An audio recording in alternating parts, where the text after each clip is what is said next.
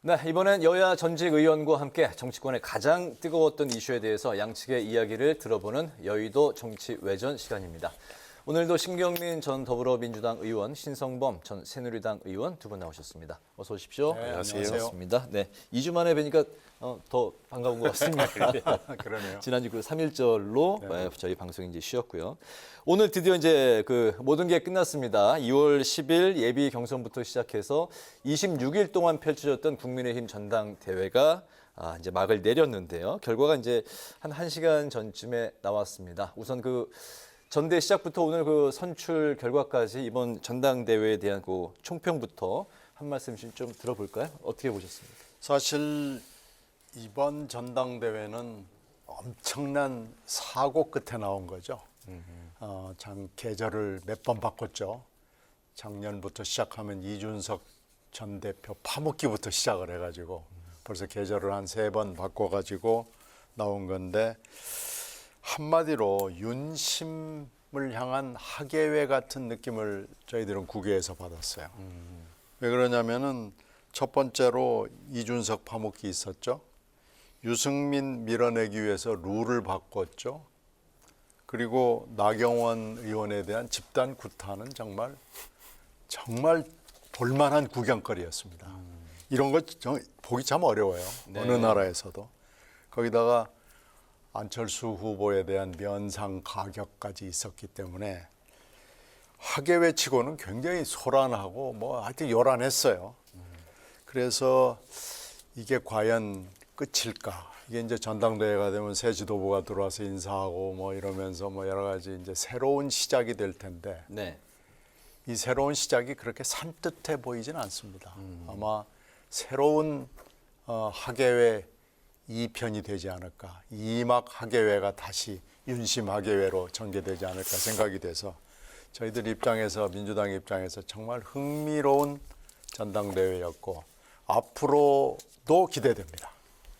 어떤 면에서 그 기대된다는 뜻이? 윤심 학예회를 어떻게 할 것인지 지금 이 1차 학예회는 네. 막 두드려 패고 주먹이 난무하고 이랬잖아요. 네네. 근데 2차 학예회도 아마 윤심 학예회가 굉장히 재미있을 것 같아요. 네. 오늘 그 전당대회 이제 끝난 걸 이제 그 1차 윤심 학예회를 끝났고 이제 앞으로 펼쳐질 게 이제 2심, 그 2차 윤심 학예회가 펼쳐질 거다 말씀하셨는데 이준석 파먹기, 안철수 면상 가격, 표현들이 왠지 그냥 뭐 쑥쑥 들어오는데. 아니 이게 우리 이제 신경민 전 의원님께서 너무 표현을 좀 뭐랄까 좀 해주셨는데 어찌됐건 네. 그 아주 낮게 평가해 주셨는데 학예회라고 그건 아니고 사실은 이게 정권 교체 후에 첫 전당대회잖아요.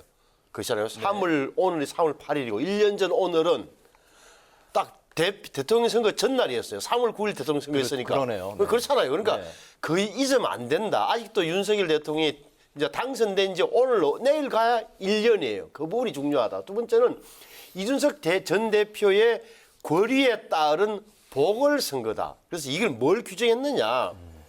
1년 된 윤석열 대통령에게 힘을 실어주자. 안정론이 안정론. 네. 그러니까 여당 대표와 당대표와 대통령이 이준석 대표처럼 부딪히면 안 좋다라는 당심이 딱 표출된 거예요. 그러니까 이것은 이번에는 자, 김기현, 안철수, 뭐 천하람, 황교안의 선호도 투표. 그 4명 중에 누가 가장 대표감이냐를 뽑는 선거가 아니었어요. 정확하게 말하면 대통령이 힘을 실어줘야 되는 선거 아니야? 1년밖에 안 됐는데. 네. 내년 선거도 있는데. 특히나 지난번에 이재명 민주당 대표의 체포 동의안이 국회에서 부결되는 거 보면서 그게 굉장히 결정적인 저는 당심에 국민의힘 당원들의 당심에 영향을 미쳤다고 저는 보는 사람이에요. 왜 그러냐? 네. 그게 부결되는 거 보면서 아직도 대통령 선거 연장전이 맞아 진행되고 있잖아.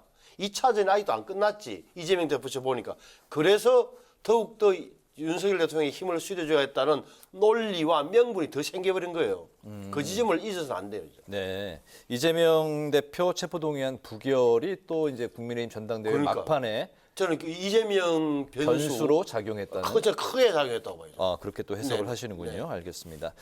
그 컷오프 때만 해도 뭔가 이 개혁, 혁신의 바람, 이게 새로운 뭔가 좀 이게 뒤집기가 이게 또 이제 등장하는 게 아니냐, 천하람 바람이 또 불었고 안철수 후보가 상대적으로 좀 주춤한 모습이었는데 마지막 이제 관전 포인트, 최대 관전 포인트는 과연 이제 1차에서 끝날 것이냐, 2차로 갈 것이냐. 그렇다면 2차로 간다면 2위는 누가 될 것이냐. 여러 가지 이제 그 관전 포인트였는데 한간에는 또 그냥 싱겁게 1차로 오늘 끝났다. 그게 왜 그러냐? 네. 저도 사실은 4명이서 경선을 치르는데 한 사람이 과반 넘기는 힘들 거라고 봤어요. 그러니까 예를 들어서 황교안, 천하람이 합해서 한 25나 30을 가져간다면 네. 남는 75와 70을 가지고 예를 들어서 뭐 안철수가 20 이상을 하지 않겠나 생각 때문에 그랬던 건데 당원들이 판단할 때는 어차피 김기현이라면 어차피 나중에 될 거라고 본다면 아예 일찍 힘을 몰아서 안정적으로 가져가자. 다시 말해서 결승까지 가면 오히려 변수가 많이 생기게 되면은 더 다른 불안 요인이 생길 수 있다. 이 점까지도 아마 판단을 했던 것 같아요. 그래서 아예 어차피 1차에서 아예 끝을 내는 게 오히려 당의 안정과 화합에 도움이 될 거라는 판단을 한 것으로 보이죠, 제 눈은. 네. 그래서 그 좀 뭐 우리가 보는 관전자 입장들에서는 다들 뭐 언론에 이런 데서는 싱겁게 끝났다고 하지만 네. 그런 나름의 뭐 논리 같은 게 당심에 작용했다고 보는 게 맞는 것 같아요. 김기현 이제 신임 당 대표가 이제 그 수락 연설에서 많은 선거를 치렀지만 오늘만큼 떨리고 격정적인 그 감정을 느껴본 선거는 처음이었다. 김기현 네. 대표 입장에서 얼마나 떨렸겠어요. 선거를 많이 치러봤지만 아시는 대로 초기에 지지율이 얼마나 나왔으면 굉장히 낮게 나와가지고 그렇게 밀어주는데도 왜 지지율이 낮냐는 이야기를 엄청나게 들었을 거 아니에요. 예. 간이 좀 조마조마했겠죠. 결과가 이제 나오자마자 안철수 이제 후보가 먼저 악수를 청하니까 그 안 후보에게 그 배꼽 인사를 하더라고요. 아니, 오늘 이 당연하죠. 결과 어떻게 예상대로 된 건가요? 뭐 어떻게 된 겁니까? 김기현 후보가 글쎄요, 이제 턱걸이로 50%를 넘는다면 턱걸이가 될 거다라는 예상들은 많이 했고 저도 그 의견에는 동의했습니다. 그런데 네. 이제 정말 우주의 기운을 다 모아서 이렇게 몰아주는데도 50이 될까 말까 또 될까 말까 이렇게 오랜 동안 했던 걸로 보면 김기현 후보의 경쟁력은 문제가 있습니다. 이건 아마 본인이 자상의 자성을 거듭해야 될 거예요. 내가 왜 이렇게 됐을까? 그리고 윤 대통령 입장에서 보면 후보를 윤심을 좀 잘못 찍었다고 할 수 있을 거예요. 이렇게 힘들 줄 알았으면 아마 다른 선택을 했을 수도 있을 텐데 하여튼 턱걸이 과반으로 했는데 거기에는 아무래도 안 후보의 어떤 전략적 실수, 미스 뭐 이런 것들이 있고 천 후보가 뒷심을 발휘하지 못한 것도 있고 뭐 이런 것들이 있겠죠. 근데 지금 전현직 의원들이 김기현 후보에게 모두 가고 이건 뭐 삼천리 방방곡곡 온 세계가 다 윤심은 김기현이다라고 다 알고 있는 거 아니에요?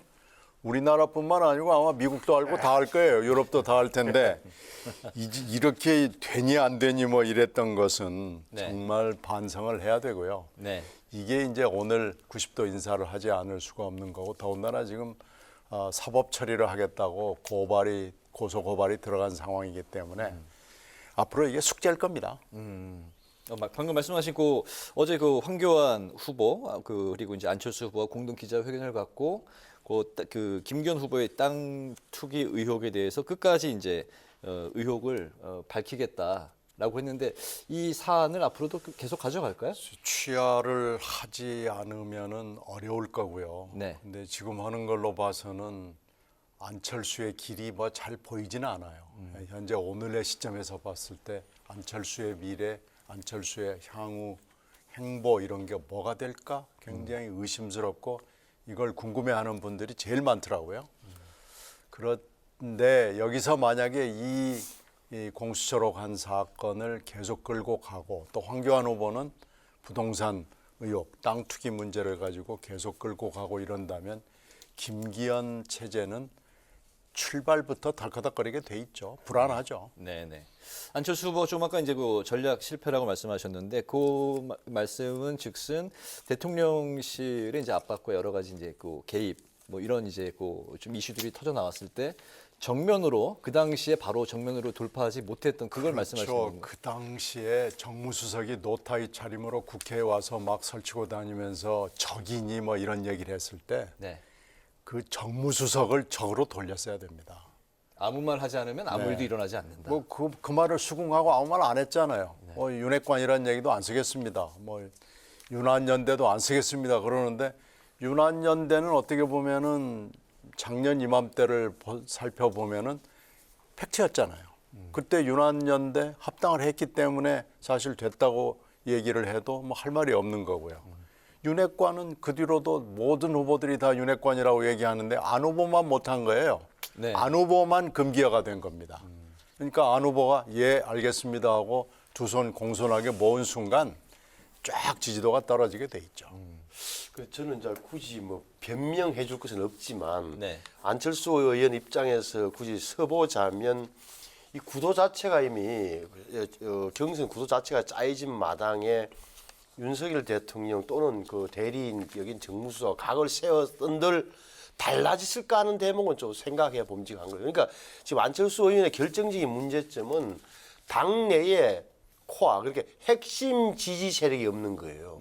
그렇잖아요. 이게 합류한 지 얼마 안 된 거. 따라서 늘 뭐 단점으로 지적되고 있는 사람. 단점이 지적되는 거예요. 그러니까 어떻게 보면 사실은 이게 착근하는 과정을 거쳤어야 된다는 나름의 제3자들의 어떻게 보면 조언도 사실 들어봄직한 거예요. 그러니까 좀 더 어떻게 보면 당원들과 함께 그 뭐라 그럴까 정서와 이런 거 통하려는 좀 시간적인 적이 필요했던 대목이 있는 거예요. 그럼에도 불구하고 저는 인지도 때문에 그나마 23%나 그래도 어떻게 보면은 체면 치레는 한 것 아니냐 이래 봐야 되는 거예요. 이 구도에서는. 네. 저는 그래서 참 그 좁은 입지에서 안철수 의원 입장에서는 그나마 뭐 제가 보는 체면 치레했다고 보는 게 오히려 좀 합리적 평가 아닐까 싶어요. 네네. 체면 칠회 정도 한 걸로 이제 평가를 하셨습니다.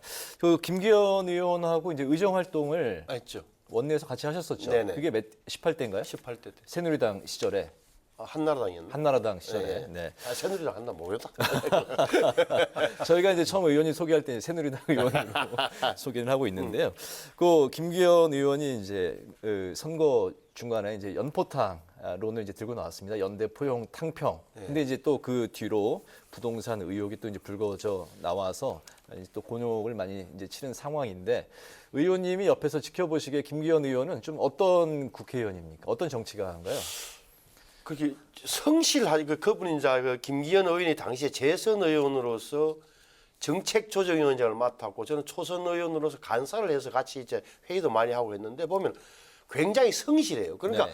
판사를 하니 그런 뭐라도 해요. 골목 끼고 기록 열심히 보는 판사 같은 느낌. 실무에 굉장히 밝고 디테일에 굉장히 강하고 하여튼 무엇인가 굉장히 열심히 해요. 각지 방에 보면 막 서류도 쌓아놓고 판사 출신이라 그런가 제가 그런 생각을 했던 적이 있는데 온후해요. 온후해. 따뜻하고 부드러우신데 언젠가 보니까 투사가 돼 있더라고요. 그렇게 울산 시장 하고 나서 아마 문재인 정부와 많이 부딪히면서 그런 느낌 받았는데 이번에도 원래 저 양반이 좀 화학과 이런 걸 좀 더 추구하는 타입이에요. 그래서 대표가 되고 나서는 어찌 될지는 모르겠으나 본래대로 모습을 돌아간다면 아마 비주류도 포용하고 이런 노력을 대표로서는 할 것 같다는 그런 기대는 하고 있어요. 네네. 그런 일들을 잘 해낼 수 있을 걸로 신경민 의원은 보십니까? 어떻게 보세요? 글쎄, 지금까지 한 걸로 봐서는 저는 그렇게 큰 기대가 걸리지는 않는 대표가 될 것 같습니다. 왜 그러냐면은 네.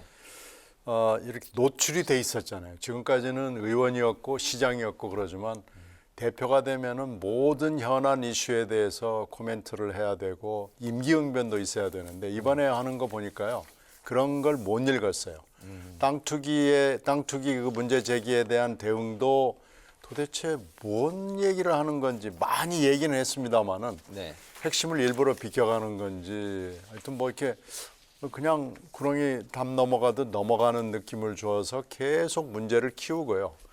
그리고 왜 괜히 쓸데없이 날리면 파동은 용산도 잊고 싶은 얘기인데 그걸 괜히 자기가 먼저 끄집어내가지고 천하람 후보를 공격한답시고 문제 제기를 해가지고 그 상처를 덧나게 하지를 않나.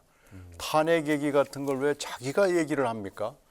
그래가지고 괜히 쓸데없이 탄핵 가지고 한참 논란을 일으키고 그래서 이분이 판단력이 제대로 작동이 안 되는 분 아닌가.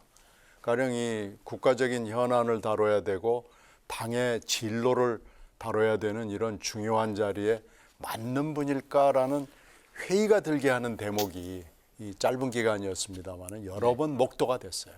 큰 이슈를 이제 관장을 이제 국가 여당의 대표로서 과연 그런 굵직한 현안들을 돌파하고 할 그런 통찰력이 그렇죠. 이제 이에 현안에 예, 대한 논급을 보면 너무 보수적이다는 느낌이 들고요. 보수당 아닙니까? 그러니까 보수당이긴 한데 울산의 로컬 이슈에 좀 들어가 있는 거 아닌가 생각이 들어서요. 네. 민주당 입장에서는 그런 분이 여당 대표하면 좋죠.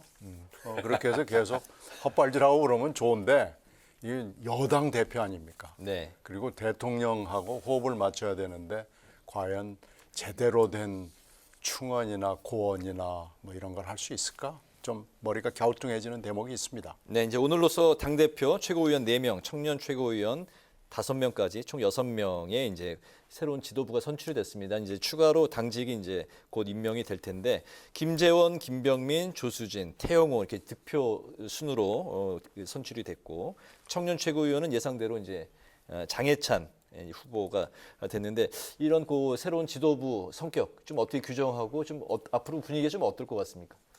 우선 이른바 뭐 천하용인이라고 했던 이준석 전 대표 그룹이 모두 못 들어왔잖아요. 네, 입성이 다 실패했죠. 입성이 실패했으니까 적어도 천하람 후보만 한 15% 득표를 했으니까 선전했다. 그러면 존재감을 보였다. 이준석 전 그룹 쪽에 뭐가 있다는 까지만 존재감을 확인했지만 이것을 만들어내는 조직력, 특히나 최고위원회부터 하나 못 만들었으니까 그 조직력은 역시 부족하구나. 당내 세력은 없구나. 뭐 이렇게 네. 정리를 할 수 있겠고 지금 말씀하신 분 가운데 오늘 6명이 뽑혔잖아요. 여기다가 이제 다음 달 되면 원내대표가 뽑히고 그다음에 사무총장을 임명하게 되면 이제 지도부 당 지도부 구성이 되겠죠. 근데 주의해야 될 대목은 오히려 수석 최고위원인 김재원 의원이 어떤 역할을 할까? 어떤 논리와 전략을 뭐 세울 하는 1위 득표자는 뭐 자동으로 이제 수석 최고위원을 최고위원이 되는 거죠? 불러주는 거예요. 네.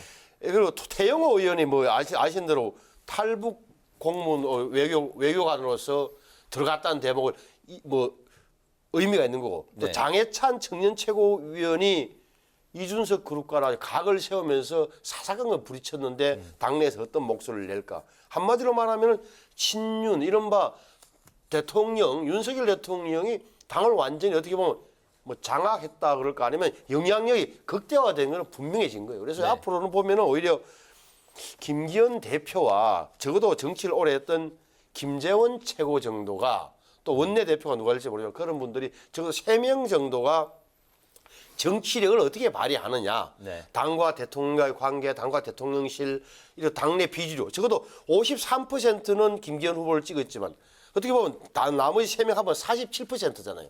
이 비주류를 어떻게 포용할 것이냐는 그들의 네. 적어도 3명 정도 대변되는 기성 정치인들의 정치 전문가들의 정치력에 달려 있는 거죠.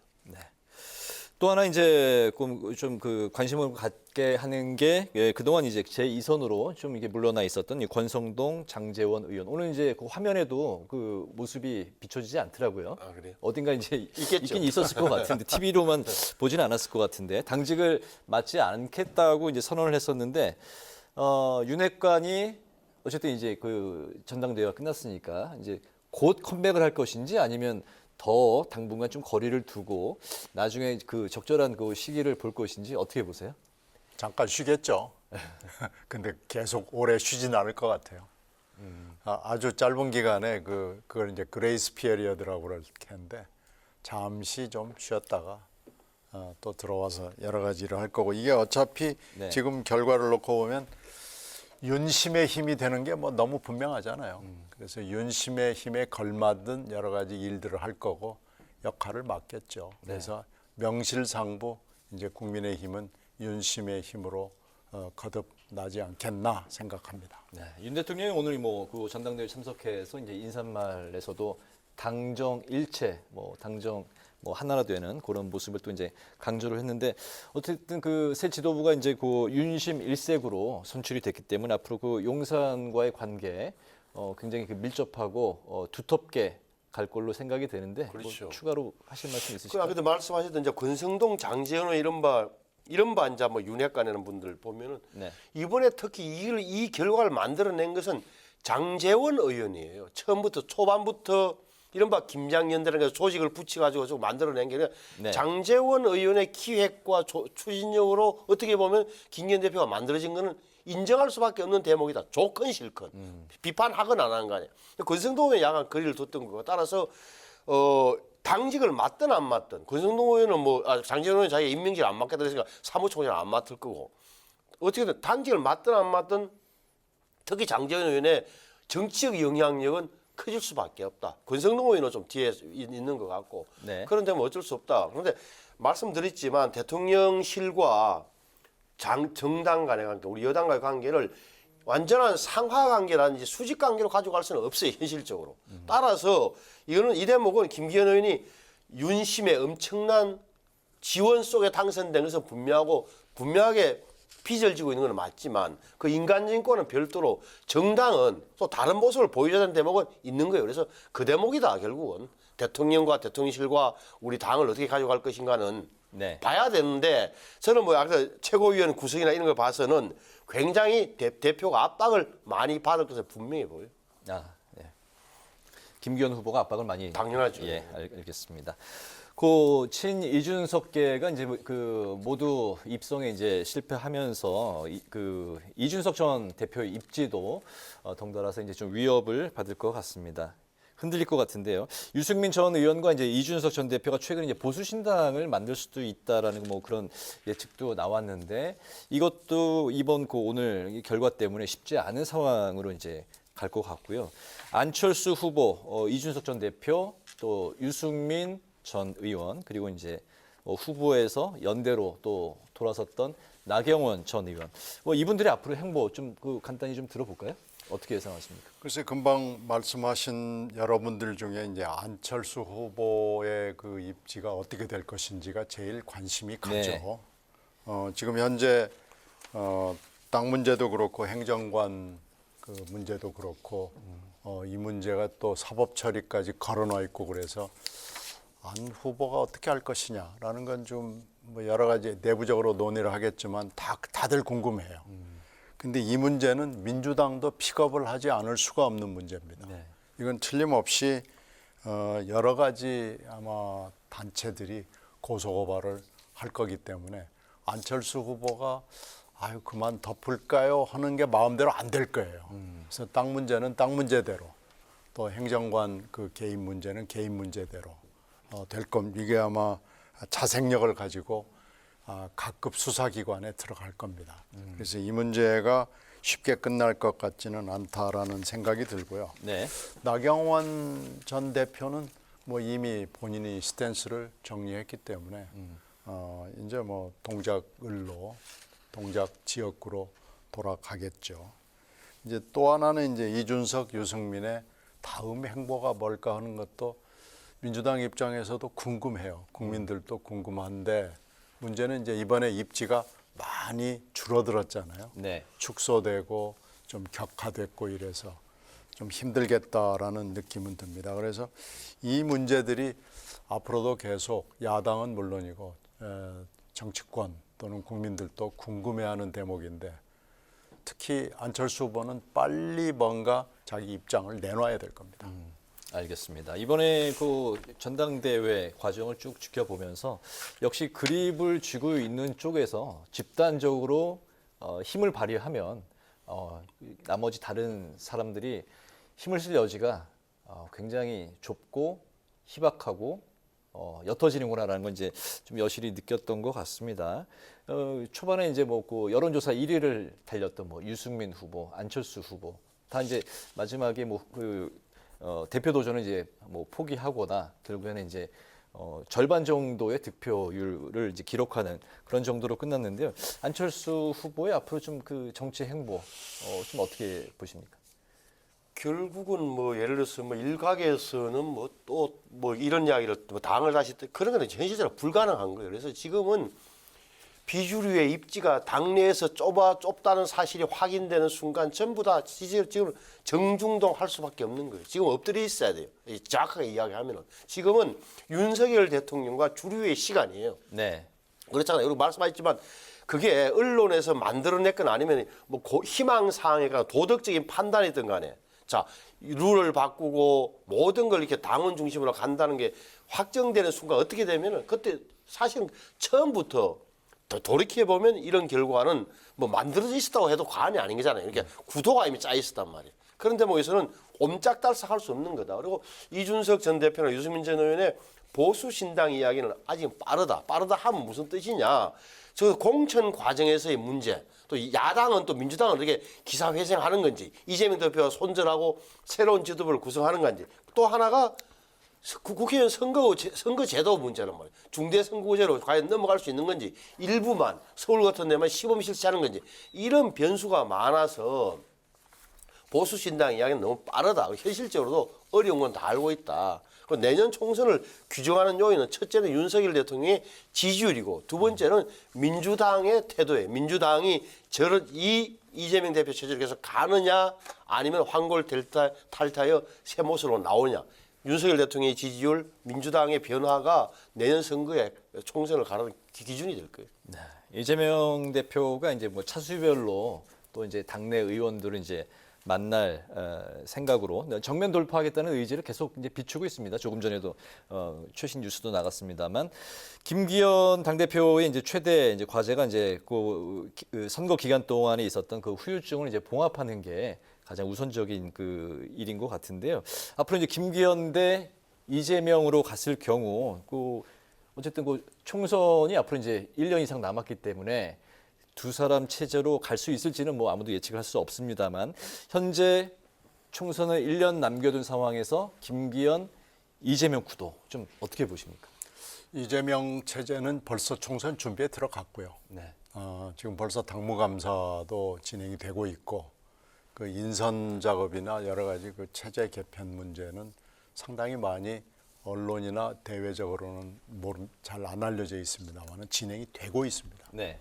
근데 아마 김기현 체제도 바로 여기에 들어가겠죠. 근데 김기현 체제는 플러스 윤심이 있거든요. 그러니까 아마 틀림없이 그 윤심을 거의 100% 받아들이겠죠.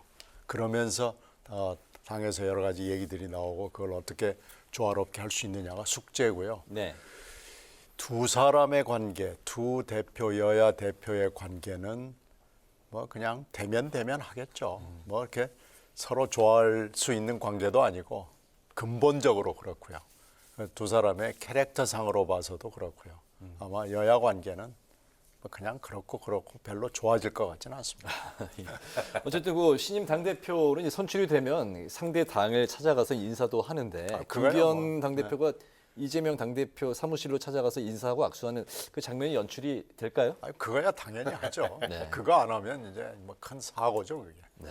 자, 그 이제 두 당대표 현재로서는 이제 양 대표인데 어떻게 그 총선 1주년 남겨둔 1년 전의 상황 어떻게 보십니까? 국민들이 볼 때는 김기현 대 이재명이 아니라 윤석열 대통령 대 이재명 대표 대결로 총선을 바라보겠죠. 만약에 네. 이재명 대표 체제가 계속 유지된다면 저는 근데 그런 가능성보다는 오히려 뭐라 그럴까 비명 친명 비명 혹은 반명이 뭔가 정치적으로 협상을 해서 비대위나 이렇게 새 지도부로 구성하고 가는 게 현실적인 것 같은데 제가 민주당 내 사정을 몰라서 뭐라고 말씀드릴 수는 없겠네요. 제가 보기에는 제 3자적 시각에서 본다면 그게 훨씬 더 수도권이나 전체적 선거에 그게 나은 모양새잖아요. 이게 기소당해서 이렇게 그 대표가 공천권을 행사하고 그 모양대로 간다? 대안이 없다는 논리로? 글쎄 그러면 완전 민주당과 이재명 대표를 덩치시키는 건데 그게 과연 민주당에 좋을까? 여론이 좋아질까? 저는 좀 회의적인데요. 네, 아직까지는 뭐 신의원이 매우 바라시는 모양입니다.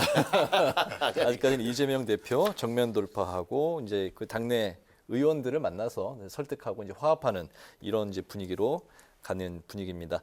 자, 이제 그 오늘 여의도 정치회전 이제 마칠 시간이 됐습니다. 네, 지금까지 신경민 전 더불어민주당 의원, 신성범 전 새누리당 의원과 함께 국민의힘 전당대회 결과를 놓고 여러 가지 살펴봤습니다. 오늘 두 분 말씀 잘 들었습니다. 감사합니다. 네, 고맙습니다.